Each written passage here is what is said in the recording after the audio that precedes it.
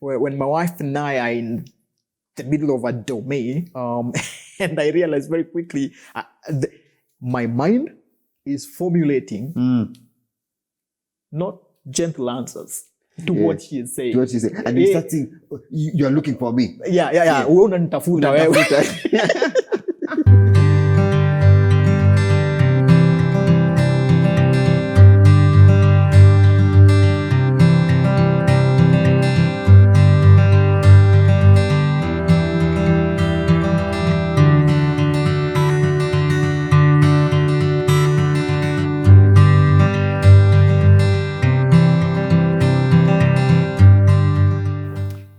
Good morning, good evening, good afternoon, wherever you may be joining us around the world. Welcome to another episode of Connect, a production of Mamlaka Hill Chapel, and its aim is for you to be able to have an idea about what happens here at Mamlaka Hill Chapel through our different ministries in these very interesting times, which have fondly come to call the new normal or extraordinary times. And today it gives me great pleasure to be able to showcase our ministry here at Mamlaka Hill Chapel, that is the marriage ministry. My name is Isaac Murage, Reverend Isaac Murage, pastor here for adults and marriage ministries together with family. And I am joined by none other than my very good friend, Reverend Mwangi Mushiri. Asante. Habari yako? Fiti sana. How have you been doing? Niko salama. Even in these times, I'm here and thanking God for every day. Yes. Yeah. For those of you who may not know this, Reverend Mwangi happens to be the associate pastor here at Mamlaka Hill Chapel City Campus. But more than that, in the last 5-6 years, he has actually been the pastor in charge of marriage ministries here at Mamlaka. And just out of curiosity, can you even count the number of weddings you have conducted? Yes, I can. Oh, you can? Yeah, I keep tab. I have a spreadsheet every time I place my wedding there. Do you want to know I'm at what? Yeah. How many? I've done 109. 109. Yeah. Oh wow, 109. That's quite a big number of weddings that you've been able to conduct. And obviously, marriage happens to be one of the most important ministries here at Mamlaka Hill Chapel. Not just in Mamlaka, but because marriage has been instituted by God. 3 times the Bible talks about a man shall leave his father and mother and be united to his wife. And Mwangi, obviously, the fact that you being the immediate former minister in charge of marriages, maybe I'd like to find out what actually constitutes a marriage ministry? Because I think for many people, they think about the wedding, but what actually does it constitute to marriage ministry and family? Well, here at Mamlaka, I think there is the misconceptions. Sure. Like, for example, that's a minister that is in charge of the weddings. Yeah.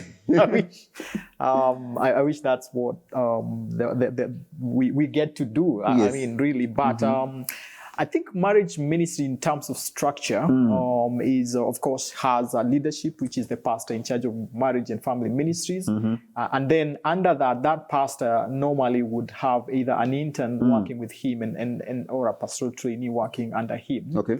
And as far as the staff team is concerned, I think that's the structure there. But those are not the people doing the ministry. Okay. The marriage pastor works with a team of highly motivated, highly passionate volunteers. And they form a team, which we call the core team, that is running pretty much every other detail. And under that team, of course, now we have the different divisions of work.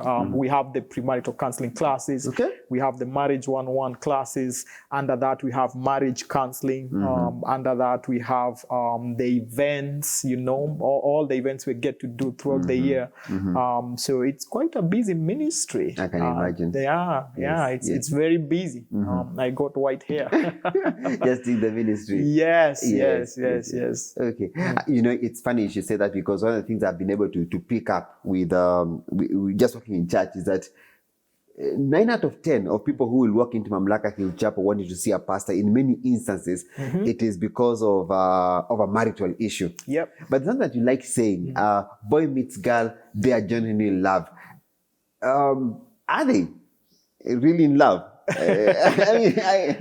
I don't know.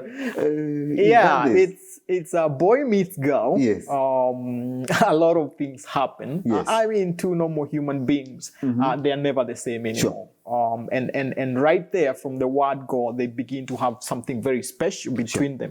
We say something is going on between those two. And whether we want to say it's love, whether we want to say it's romance, it's something very, very special. Okay. Now, the hope going forward, usually that thing will remain the same. And it should remain the same, that special thing between them. But for it to remain the same, I think it needs to be very well protected. Okay. So boy meets girl, they are in love, but that love will need to be put in an environment where it needs to grow, where the conducive environment for it to thrive. Because if you don't put it in that kind of an environment, then it doesn't thrive very quickly. Like I like to say, honey will go back to the moon.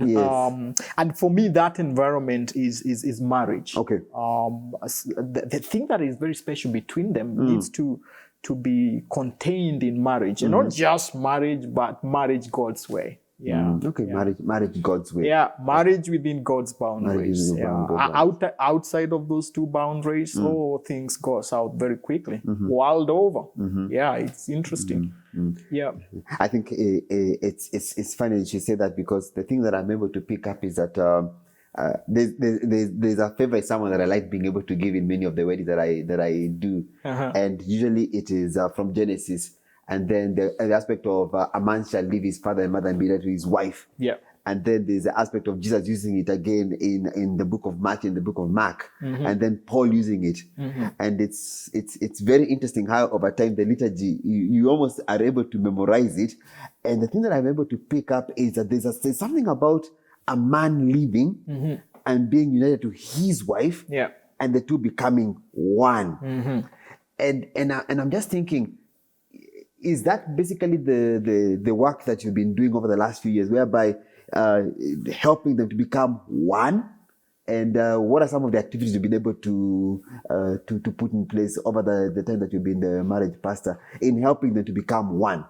Yes, and maybe in that question I can also ask, and maybe I can be able to chime in, why do people struggle to become one? Maybe you can answer the first and the second one. Yes. Why is it not easy to become one? Yes. I think bottom line, it's a sin issue. We are all miserable sinners, aren't we? It's true. And so left to me, Mwangi Mushiri, this Kirinyaga Mafia. Yes. My wife will be in trouble. Yes. To say the truth. Yes. I don't have what it takes to love anyone else. And I want to stretch that and say, I don't even have wait, let me say, you don't have the capacity to love someone else. I don't. But boy meets girl, and they're in love. That's what I was saying. That goes, I mean, love, romance, whatever it is. Yes, that starts. But sustaining that is the issue. I think what happens is when boy meets the girl, naturally we overlook many things. That season you overlook very, very many things. And one of the major things that we overlook is the place of sin in our life, because everybody is putting their best foot forward and ignoring the one thing that will come to bite. So again, to go back to your question, the reason why my wife and I would struggle or have struggled becoming one really is because honestly, left to me, minus what God can do in my heart, I like to say someone's daughter will get hurt. And that's the stories of war times, aren't they? Yeah, someone's daughter will get hurt. Yes. And now I am a father of a daughter. I usually say, God, if you don't do something in me, I am that man who has hurt their own daughter. True. So simply put, the capacity to love self and love another human being, that's not something I would want to say I have it. You know, I have it. Because I thought I had. Everybody thinks I have. Yes. Boy thinks I have. The girl thinks I have. But very quickly we know what happens. You begin to see the true colors. Yes. Yeah. Yes. Yeah. So bottom line, it's the issue of we are fallen. If you want, none of us relates to their spouse like Adam and Eve before the fruit, right? True. Before she ate the fruit. Yes. Yeah. Yeah. That's really interesting because, and maybe for you, Mom Lakais, you may think, for those who are watching, may think that because both of us are ministers of the gospel, then we have these perfect marriages. But the thing I always find that is really equalizes. Now you've just busted people's bubbles. You should have let them imagine. We do. We do, and we sing hymns and all that every single day. Or maybe you should have spoken for yourself. Oh my goodness. Well, I can tell you one of the areas where I find I am equalized, yet at the same time in a place of having to offer leadership is marriage. Because I can only be able to love my wife. I discover more and more that same issue that I'm not able to love my wife, Alison. I have 2 boys, I have 2 girls, and at the same time it's a whole issue of, am I preparing them for marriage and for them to be able to actually get the right persons? Yep. You know, it's funny. Alison tells me, Isaac, we need to be able to pray for our children's spouses. And there's time I used to think, Alison, you're being a little in bit advance. you're being a little bit too much. But now that I think about it, and having been in this ministry for some time, you discover truly something that you need to be able to do on a regular basis. Yeah. And how perspectives change, right? True. You get married and you begin to realize what marriage is. And then very quickly, you realize parenting is about raising them to be marriable. True. And maybe employable. True. And those are not easy things. They're never easy things. They're never easy things. Yeah. And the thing that you notice is that, you know, in the previous episodes, Reverend Sam was here and he talked about modeling worship. And I also find the same thing in terms of modeling. I mean, our sons are going to be, we are giving them the blueprints for how they're going to be husbands. Yeah. And more than anything, I think that's a serious challenge for us who are parents. Because Isaac, you realize you are not there yet in terms of loving your wife. And I think for you, you have what?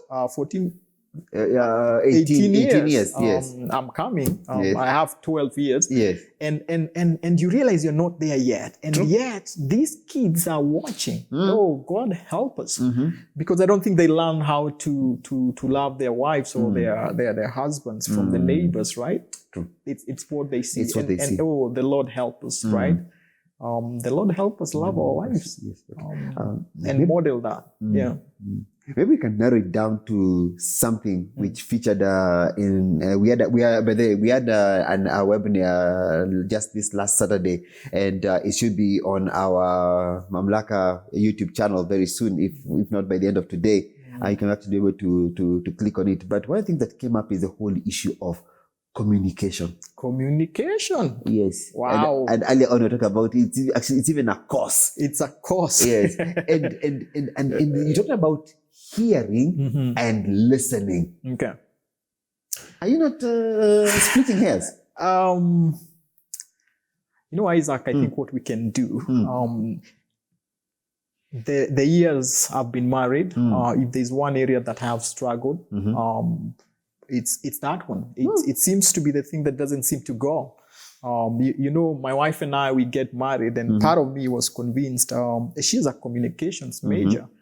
So that I thought that we had ticked the box on that one. Yes. But my wife, if you're watching this, I'm sure you're wondering whose husband is this talking about communication. Yes. But what I've done over the years is I've come to realize we are never lacking in information on communication. True. I mean, you and I are not even experts. We should not be talking about communication. But in terms of if there was a skill set that every human being needs to hack life, I think communication would be number one. The ability to communicate with another human being. But now we narrow it to communication in marriage.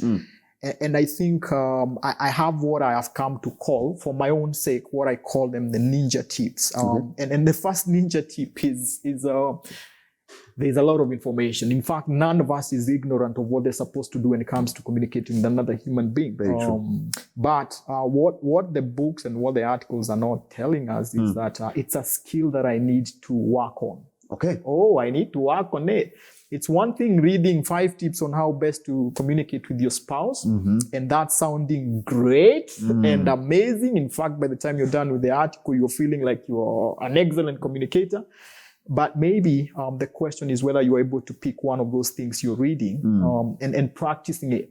Okay. And the thing about practicing a skill is, you know how long it takes to become good with any skill. When I think about when you see a guy playing keyboard, Yes. oh, you don't just think he just picked it that morning. No. It's a skill that they're working on. And even the social scientists will now tell you there is the 10,000 hours rule for you to become good in any skill. Very good at something. So I think that's one of the things I want to remember. In terms of ninja tip number 1, I want to remember it's a skill. It's a skill. Yeah. Whatever I learn, whether it's in a TED talk about communication, I have to know that I have to put in the work for me to be able to communicate better with my wife or with anybody out there. That's a muscle. I need to go to the gym. Yeah, and not the Kenyan style. You go to the gym this week and next week you don't, and then 3 weeks you've been lagging. Yes. No. This is a muscle we need. And honestly, I've realized good communication skills is a life hack. Honestly. Yeah. That's true. Yeah. So that's what I would say would be the first ninja tip here. I like that ninja tip. I think for me, a ninja tip that I've been able to pick up quite well, or rather recognize, is you've got to be able to create the time to communicate. Yep. And it's very interesting. We live in a world in which there's so much stimulus coming towards us. I mean, one of the biggest struggles we have in the house now is the whole issue about screens.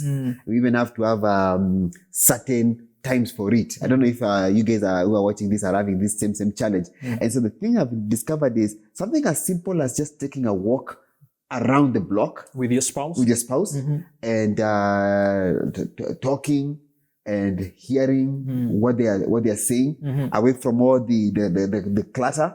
I think I found it to be very, very critical to deliberately create the time. And one of the things that I notice is that sometimes because you are married, you think that you have all the time.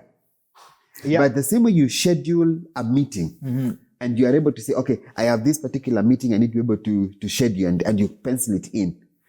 I think it's one of the things that is badly required for many relationships, that you need to be able to pencil in that time.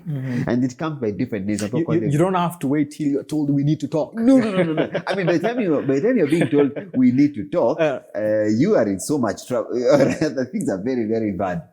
Yeah, so I think that's definitely a ninja skill that I've been able to pick up. And I think it's not just with and to talk about family ministry. I think it's even with your children and with any other person that is involved in the family line, that you need to be able to create those times, and they are very, very important. Because I think generally what happens is that for you to be able to actively listen, it's a whole different ballgame. I don't know if you have any other ninja skill. I'll pick what you just said, listen. I think if there's something I've learned the hard way in my marriage, and this could be the ninja tip number 3, is the there's a very big difference between hearing and listening. True. I hear you. I think I hear you. I think spouses or me and my wife, we are constantly hearing each other. True. Whether I am listening to my wife is a whole different thing. And I think that's why a typical, this is very common in marriage. Well, it's common in mine. Are you even listening to me? And the typical response is usually what? Yes. Woman, I heard you. Woman, I heard you. Last time you said it. So what's the difference between hearing and listening? I think hearing is like someone said, hearing is physiological. As long as your ears are working, you can hear. I mean, you can hear, you will hear things. But whether you're listening to your spouse is a whole different thing. So that's something I never want to mistake. Because I realized many times, I'm just hearing my wife. Honestly. I'm not listening. I'm just hearing, woman, finish. And it's not just my wife. I think the ability to listen it's a life hack. It's a life hack. Oh, it's a life hack, man. The ability to listen to people is a life hack. So I think I've learned there's a very big difference. And many times I want to make sure, and even self-interrogate and ask in that conversation, was I listening to my wife or was I listening to that person or was just hearing them? True. Yeah. My mom used to say, I've never forgotten that I forget like a chicken. Because I think it's true. Yes. Because she would say something to me. Yes. And this thing inaingilia hapa, inatokelezea hapa. That is hearing at its best. You're just hearing people. You're not taking time to process what they're saying. And I think that is a cause of a lot of domains. You're just there listening to your hearing your spouse, but you're not listening. True. And they get frustrated, and I think that's why your spouse tells, "Are you even listening to me?" But it's out of frustration. Yeah, but I'm going to tell you, it's hard because I think you and I will attest to the fact that anytime we have had a couple sit in our office, or even with our own interactions with our wives, they're actually when you actually listen, it's hard because it suddenly you realize, oh my goodness, I've really not been hearing my spouse. Yeah, and I agree. agree. That's what we don't want. 100%. You know why? Because it's what we said when we started that. It's a skill. It's a skill. You have to work on that muscle called listening to people. It's painful. To listen. Yeah, it's easy to read. You need to listen to your spouse and that's mentally assent to that wisdom. But whether you have learned and exercised that muscle called listening, whether you are able to listen to, forget your spouse, even your children, people at work, are you able to really listen to them? It's a muscle that we all need to tone, man. And it's toned the painful way. Wow. I can attest. I don't know how you can do marriage counseling without that ability to just sit and listen to people. I don't know. I mean, it's the same, be it at home. I've noticed that when I finally get to a point of actually being able to hear and listen, I mean, I'm talking about when you finally hear, you're like, oh, wow. And I think one of the things that happens is that whenever you finally hear clearly or listen clearly, then you are forced to effect change. Yeah. You see, before that, you couldn't, because you're not in a place to be able to effect change because you're not hearing. But once you hear clearly, you're forced to make change. I think that's always the most difficult bit. The most difficult bit. Yeah. Okay. Now, talking about listening, it's been interesting what I found in the scriptures about listening. Do you want us to check that? Yes, actually, to be a good parting shot for scriptures, always a good place to go to. Yeah, I think, I don't know, what do you think about the book of James? One of the key feature about the book of James is James is not a guy who is into the big theologies. James is not Romans. I think James just want to deal with the fact that you and your wife in your home setting, sort of, he's coming into our day to day, minute by minute, how we're engaging with each other. Sure.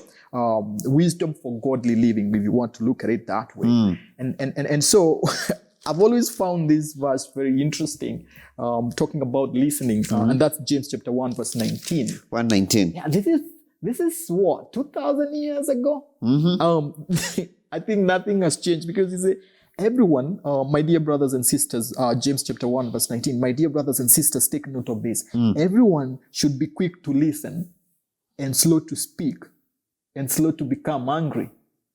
Wow. And I want to say, ouch, because I think this would do as well if I had a way of just remembering this every time, that I should be quick to listen and slow to speak. Isn't that interesting? Yes. We haven't changed. I would want to think most people who are married, you're like me. This doesn't come naturally. This doesn't come naturally. The ability to be slow to speak when I'm engaging with my wife or with other people, and slow. Everyone should be quick to listen and slow to speak. Yeah. True. Social scientists would tell you when it comes to communication between two human beings, it's a process, and it has 3 modes. They call them the modes of communication. And this is where they tell us that, like, for example, what we are doing here, body language accounts for 55% of that process. Okay. Yeah. And that's serious, because that means more than 50% of what I want to say is out before I say it. And I guess that's why we say it's not what you say, it's how you say it. And that's interesting, don't you think? True. It's very true. And they say when you add tone, it's 38% plus 55%. That's 93% of what I want to say is not contained in the words that come out of my mouth. That's amazing. But I guess that's not new knowledge.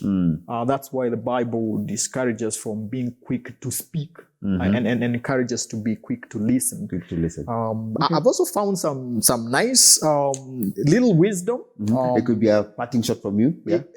Little wisdom. I don't know what, but they say if you want to know how to live with people, I would stretch it and say if you want to know how to live with your spouse, it will help to form this habit of reading the book of Proverbs, a chapter every day. Yes.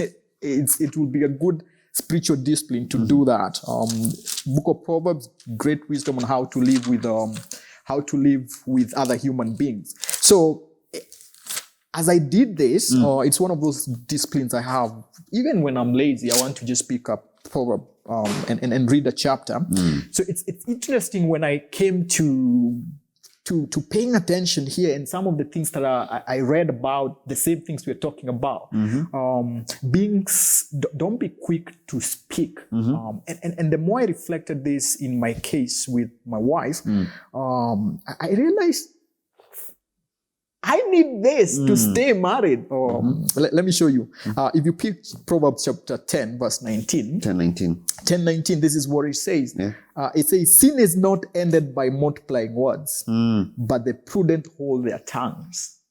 Wow. Sin is not ended by multiplying words. But think about it. Saa zile watu tunaletana juu. Bible is saying very quickly you'll enter into the realm of sin, honestly. So you want to be careful. He says the prudent hold their tongue. Again, be slow to speak. Basically, listen. And quick to listen. True. Let me show you a couple of others.